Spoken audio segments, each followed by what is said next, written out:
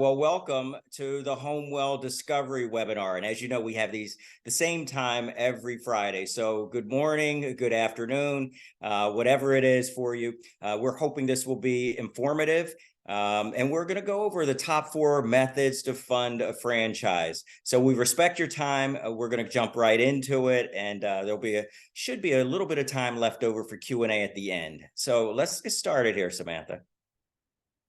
So when it comes to having a franchise or any business, there are common questions that come up. Maybe you've asked one or more of these questions you see on the screen. What do people pay? What are the requirements? What's the minimum investment?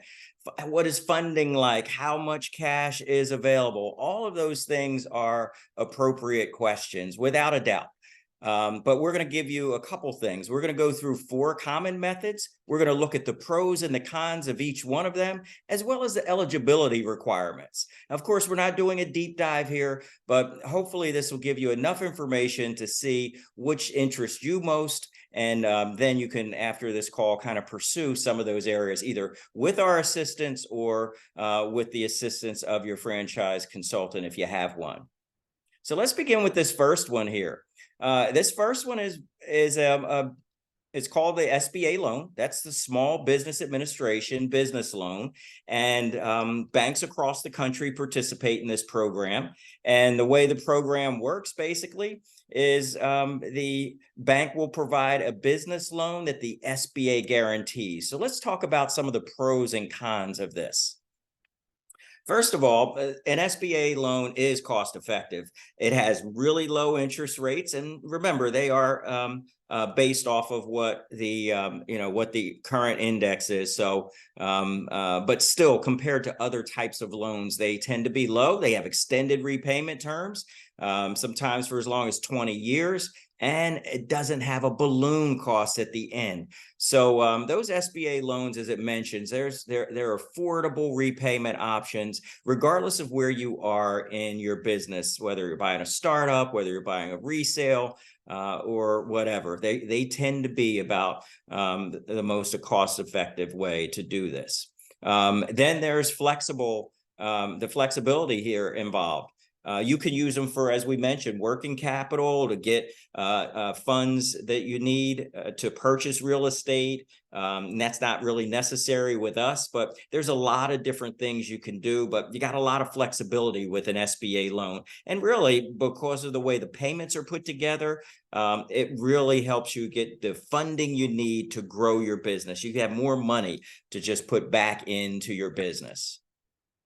Now, those are the pros. Well, there's also something that's not as positive about an SBA loan, and it's timing, right? The time to fund, they usually take a minimum of 6 weeks. So depending on where you are in your discovery process with us here at HomeWell, you probably want to get started on this if you haven't already. But if you haven't, no issues. Either your franchise consultant, if you have one, or broker, or your franchise development director can connect you with, a source that provides this type of funding, and they can help you with the timeline as well.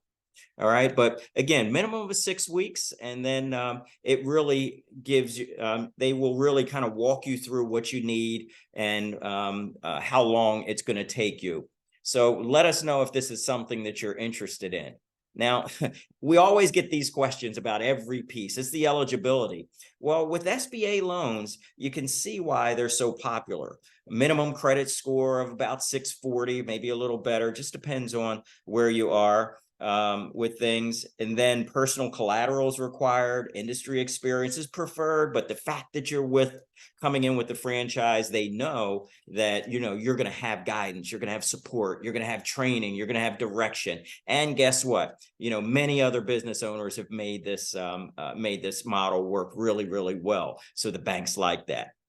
And it's good to have a secondary income. So if you have a significant other who has a W-2, or if some other secondary income is there, the banks like that even better. And as mentioned, 20% down for an existing business purchase, or this says 30% for a startup, but we work with some strategic partners who provide SBA lending with 10 to 20% down by you, the owner. And then they'll put in the 80 to 90%. So it really depends on the specific bank and the program they're using, but SBA loans are a viable way of doing this. Let's look at a second way that people do this. People fund their businesses through using their 401k or their IRA. And you may hear this term, the acronym is ROBS, ROBS, and it's just basically an acronym for rollovers for business startups. So if you have a 401k or an IRA, you may be eligible to be able to use that for funding. So let's talk about some of the pros and cons. We'll start with the pros here. It's a quicker path to profitability. And there's a reason, because this ROB structure, it's not a loan. There are no, there's not a monthly payment you have to make to that. The interest rates are not, affecting what you're doing, and you get your money faster. And to qualify, you just have to have, 50,000 and at least 50,000 in rollable retirement account that you're using for your ROBS. So you don't have to worry about collateral. You don't have to worry about credit scores. This is a much easier qualification here. And because you're using your retirement funds, unlike the stock market, this ROB structure allows you to direct your retirement funds to your business's benefit. So you don't have to worry about that volatility that we see in the market from time to time. And by the way, this is something, the programs that are used by the companies that do this, make sure that they're following the guidelines for the IRS when it comes to this. So you'll see that, you're not getting the tax penalty or the early withdrawal penalty when you use a program like this. So there are some pros to it. Let's look at some cons.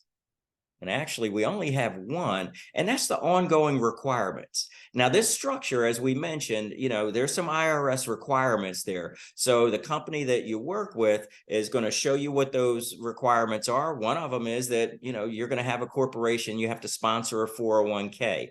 They'll go into detail with you about that, but basically you're setting up a C Corp rather than an LLC or something like that. But when you think about it, when you can offer benefits to your employees, especially some of your key office personnel on your staff, maybe not to the caregiver population of your employees, but the others, it becomes a competitive benefit for you. And it really then becomes not just a recruitment tool for good employees, but also a retention tool as well. But keep in mind, you'll be doing this on a monthly basis with that firm. Eligibility, as we mentioned, at least 50,000 in rollable retirement income, a retirement account, and no minimum credit scores, which is great, no minimum down payment. This is why so many business owners like to go this ROBS program route. Here's another one. This is number 3 here, the home equity line of credit. You may know it as a HELOC. The HELOC has pros and cons as well. This is, using the equity in your home. This is affordable debt. The interest rates for HELOCs are usually lower than the rates for other types of loans. And as mentioned, the interest that you do pay is tax deductible.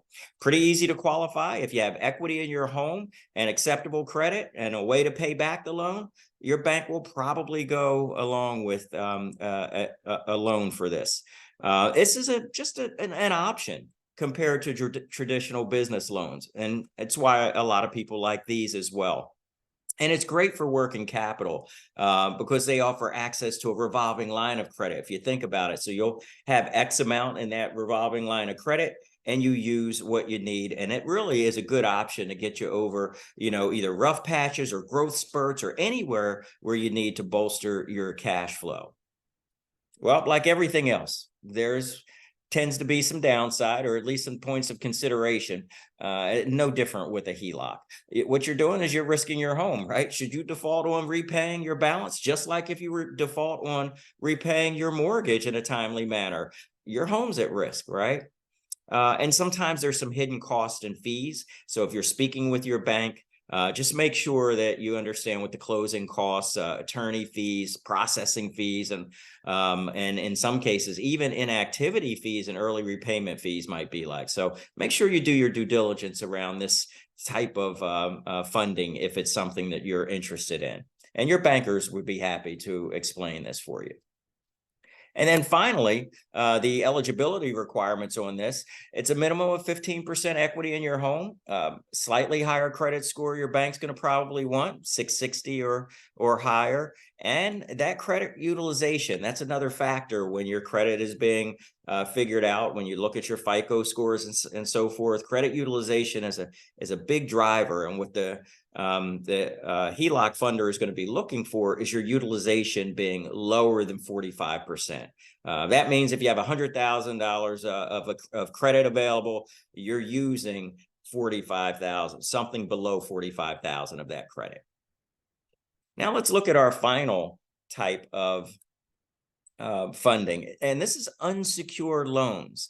Now, these also have pros and cons, and what you'll see with the unsecured loans is, you're going to really need a good credit score here. But what are some of the pros? You see 4 of them mentioned here. You keep your personal assets safe, so you're not risking any property or your home or anything like that to secure it. These types of loans fund really quickly too, usually just a few weeks. And then there's freedom. They don't care really how you're going to use the funds, what you're going to use it for or anything like that. And a lot of them have initial or introductory rates that are really low for that first year. Again, this is a definite reason why, especially when you're looking for short-term financing, that an unsecured loan works for a lot of business owners, especially new ones. Now, from a not so positive standpoint, some things to consider is increase in rates. After that first year, the interest rate for an unsecured loan is going to rise. It's going to make it a little less of an ideal option if you don't have the cash flow to pay it back in time. So again, do your homework here. And as mentioned, it requires a stronger credit than the other options, 690 plus. And you know why, right? It's not backed by property and or any collateral or anything like that. So eligibility requirements, this isn't something that, is going to work for you if you have had a lot of recent credit inquiries. So there needs to be just a minimal amount of those that you've done. Your credit score needs to be at least 690. The higher, the better. Utilization below 50% here, and nothing derogatory on your credit reports.